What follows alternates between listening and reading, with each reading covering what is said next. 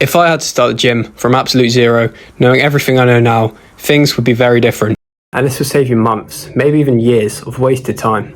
In this video, I'm going to break down the exact exercises I would start with, the mistakes that almost everyone makes, and how long results actually take. No TikTok nonsense. So if you're new to the gym or feel stuck, this is the video for you. The biggest mistake beginners make is trying to do everything. If I was starting from scratch again, I'd focus more on compounds. These are what build real strength, muscle and size. I'd focus on compounds because they target the most amount of muscles with the least effort. One single exercise can target 2, 3, 4, 5 muscles at once. You don't need variety when you're new. You need progress. So this is how I'd structure my training. I'll train 3 or 4 times a week. There's no need for a complicated split. All you need is an upper, lower split. So 4 days a week, push, lower, pull, lower. Okay, so here are some exercises you should incorporate. So for push, you only really need 6 exercises, 2 for triceps, 2 for chest and 2 for shoulders. So for chest, I recommend any kind of incline press, whether that's a machine or barbell or dumbbells, and also flies. And for shoulders, I recommend doing lateral raises and rear delt fly because the front delts are already stimulated during pressing movements. Okay, now on to legs. I recommend doing 4 or 5 exercises, 2 for quads, 2 for hamstrings, and maybe 1 for calves. For quads, I recommend doing a back squat or a front squat. Doing these stood on a plate gives you such a nice stretch, so I recommend doing that as well. And try not lock out because that keeps constant tension on your thighs. And for calves, just classic calf raises with weight. For hamstrings, maybe a deadlift or a seated hamstring curl. Now lastly, on to pull.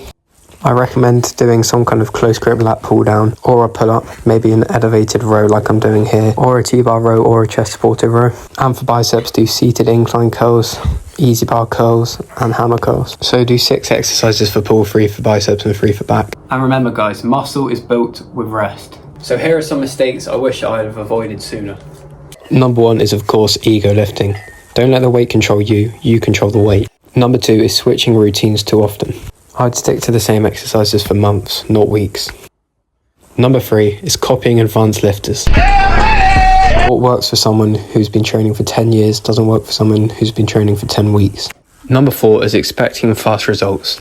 This will kill your motivation early on. Okay, so here's the brutally honest part. How long do results really take? But where the real magic starts is around 6 months. Well, the truth is, you'll never feel fully satisfied with your physique. And if you hit the gym, you'll know this. Chasing the pump is an endless loop.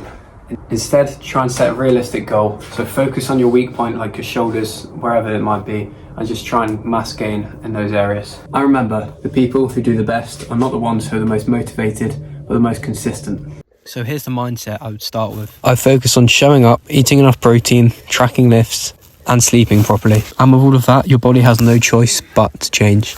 So if you just started the gym, or you wish you started differently, this is your sign to simplify. If this helped you, like, subscribe, and comment started so I know who's really locked in.